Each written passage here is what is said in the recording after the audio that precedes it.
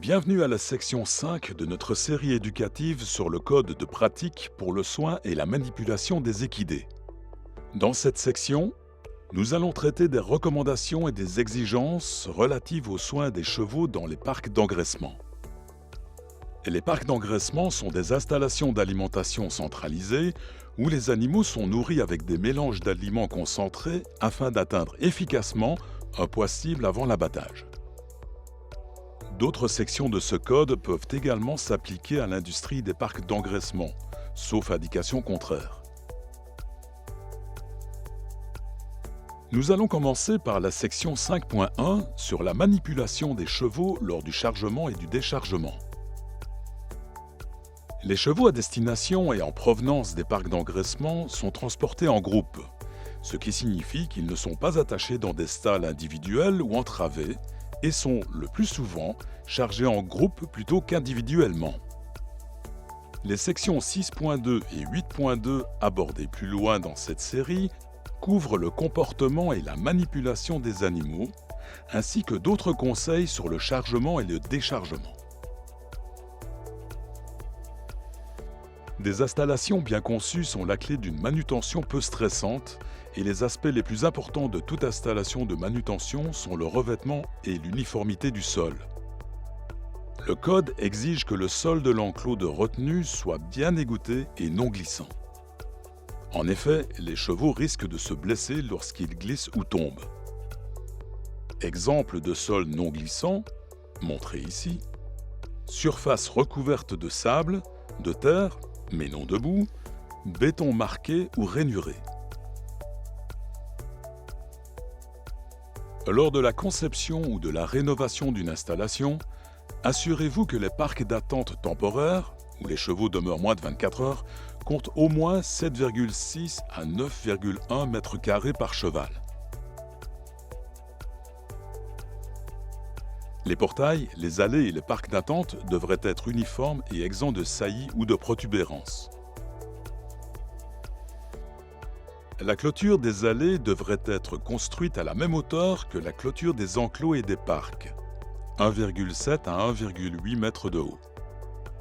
Pour sa part, l'espacement de l'allée devrait être de 3,7 à 4,9 mètres de large.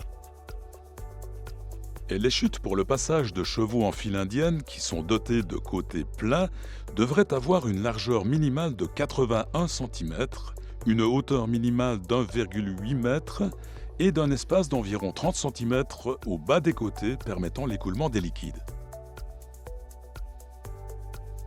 Les chevaux doivent être manipulés de manière à éviter de leur infliger inutilement de la souffrance ou des blessures. Lorsque les animaux sont manipulés convenablement, ils éprouvent moins de stress et de peur. Les risques de blessures sont ainsi grandement réduits, tant pour l'animal que pour celui qui le manipule. Les manipulations devront s'adapter au comportement des animaux et en procédant calmement. La section 5.2 porte sur les nouveaux arrivants au parc d'engraissement. Les chevaux qui arrivent au parc d'engraissement proviennent de divers milieux, possèdent différents degrés d'entraînement et même parfois aucun entraînement. Par conséquent, ils doivent être manipulés calmement et avec prudence. Les chevaux nouvellement arrivés peuvent être fatigués, affamés, assoiffés et stressés en raison du transport, du changement d'environnement et de l'interaction avec des animaux qui ne leur sont pas familiers. Pour cette raison, à leur arrivée au parc d'engraissement, les chevaux doivent être examinés pour évaluer leur état de santé et de bien-être et recevoir de l'eau et du foin de bonne qualité. Ils doivent être regroupés et gérés de manière à minimiser les risques de blessures. Il faut s'assurer que les aliments et l'eau potable sont facilement accessibles, car les chevaux nouvellement arrivés ne connaissent pas les lieux et pourraient ne savoir s'abreuver qu'à des sources d'eau naturelles. Vous devez inspecter les chevaux nouvellement arrivés au moins 2 fois par jour pour vérifier qu'ils sont en santé et qu'ils mangent et s'abreuvent suffisamment. Gardez les chevaux nouvellement arrivés séparés des chevaux résidents par groupe d'âge, de sexe et de taille pendant au moins 7 jours. Il s'agit d'une précaution de biosécurité et d'un moyen de réduire les agressions liées à la promiscuité avec les chevaux déjà établis. Cette ségrégation permet également d'observer et de surveiller facilement les nouveaux arrivants. Tous les chevaux portant des fers doivent être déferrés à leur arrivée au parc d'engraissement et avant d'être placés avec d'autres chevaux. Cela permet de réduire les risques de blessures lorsqu'un cheval ferré rue un autre cheval. Au parc d'engraissement, les chevaux doivent suivre un régime alimentaire adéquat pour conserver leur vigueur et rester en bonne santé. Ils peuvent recevoir une ration constituée de 60 à 70% de grains. Toutefois, la suralimentation en grains sans ajustement progressif peut causer de la fourbure et d'autres troubles de santé. Pour ces raisons, vous devriez introduire progressivement la ration d'engraissement sur une période d'au moins 30 jours et de préférence 60 jours, ce qui évitera les complications.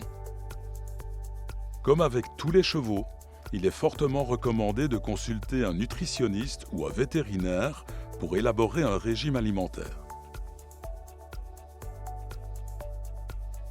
Il est recommandé de faire en sorte que les chevaux à l'engraissement aient accès à du foin à volonté.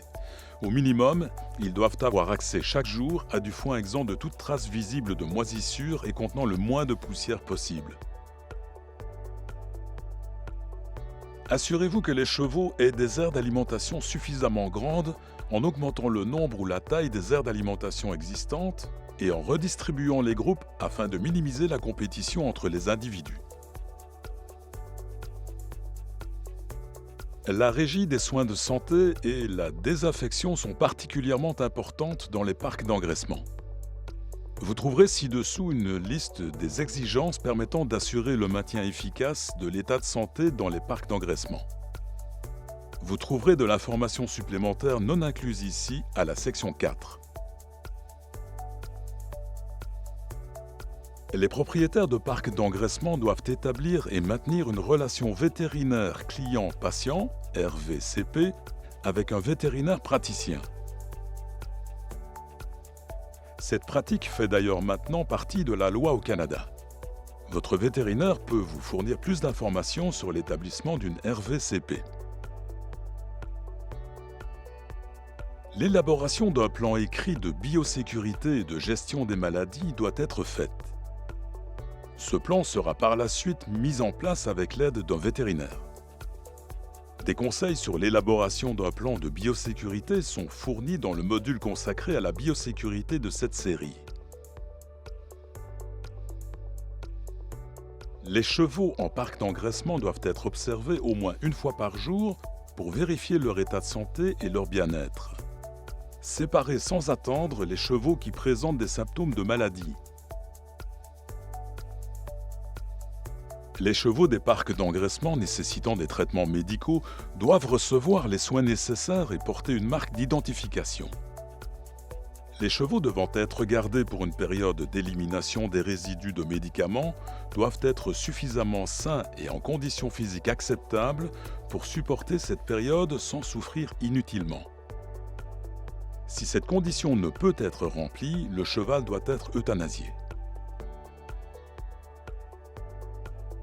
Les registres et les reçus de traitement administrés doivent rester à portée de main. Les documents devraient inclure la date du traitement, la maladie traitée, le type de médicament et le mode d'administration. Les délais d'élimination des médicaments doivent être respectés. Pour plus d'informations sur les périodes de retrait des médicaments, consultez un vétérinaire. Des parcs de soins hospitaliers doivent être disponibles à tous les parcs d'engraissement. Ces enclos doivent offrir un abri, de la litière, une surface sèche, de l'eau et des aliments. Les parcs de soins hospitaliers doivent être construits pour être facilement nettoyés et désinfectés. Les parcs de soins médicaux doivent être agencés de manière à empêcher les contacts avec les occupants des parcs adjacents et sont à au moins 4,88 mètres des parcs occupés par des animaux sains.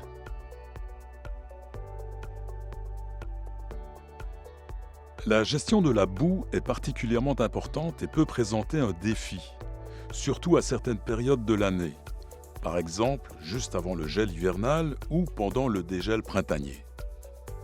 Le manque de litière, de drainage et la surpopulation contribuent à engendrer de piètres conditions dans les parcs. Les conditions boueuses ont une incidence négative sur le bien-être et la prise de poids des chevaux pour les raisons suivantes. Le pelage sale et mouillé perd ses propriétés isolantes, ce qui peut accroître les besoins en énergie du métabolisme de base de l'animal.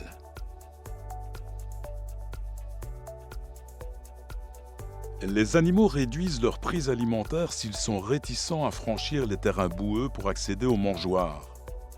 Les animaux dépensent plus d'énergie pour extraire leurs pieds de la boue ou en demeurant plus longtemps debout parce qu'ils ne sont pas à l'aise de se coucher dans la boue. Les deux exigences du Code concernant la boue et la condition des enclos sont que les propriétaires des parcs d'engraissement doivent avoir un plan de gestion de la boue et avoir accès à l'équipement nécessaire à la mise en œuvre du plan, et aussi que chaque parc doit disposer d'une surface sèche permettant aux animaux de se coucher. Dans les régions de pluie abondante, les exigences sont parfois très difficiles à respecter sans l'aménagement d'un abri doté d'un toit. Une bonne gestion de la boue comprend l'aménagement d'aires permettant un bon écoulement des eaux, le maintien d'une densité appropriée d'animaux, l'aménagement d'abris et un horaire quotidien de changement de litière et d'enlèvement du fumier. Une protection contre le vent devrait être fournie, comme un hangar à 3 côtés ou une barrière brise-vent offrant une porosité de 20%. Les recommandations pour les enclos et les abris sont de faire en sorte que les surfaces entourant les sources de nourriture et d'eau fournissent un appui ferme et ne soient pas glissantes, que l'eau excédentaire s'écoule à l'écart des aires d'alimentation et d'abreuvement et que la surface de drainage présente une inclinaison de 2 à 4%. Les parcs doivent être vidés au moins une fois par saison ou plus souvent si nécessaire et selon les installations. Entre-temps, les litières doivent être gardées propres. Dernier facteur à considérer, la densité de la population équine. Les chevaux sont des animaux grégaires qui établissent une hiérarchie au sein de chaque groupe. Le risque de blessure augmente lorsqu'un trop grand nombre de chevaux se partagent un espace restreint. La compétition pour l'accès à la nourriture, à l'eau et à l'espace peut engendrer des comportements agressifs. Pour cette raison, le Code exige que chaque cheval dispose de suffisamment d'espace pour se mouvoir facilement, avancer, tourner aisément et se coucher dans une position normale de repos. De plus, il doit y avoir suffisamment d'espace pour qu'un cheval dominé soit en mesure d'échapper à toute agression. Nous sommes maintenant parvenus à la fin de cette formation en ligne. Merci d'avoir assisté à la formation sur le code de pratique des équidés.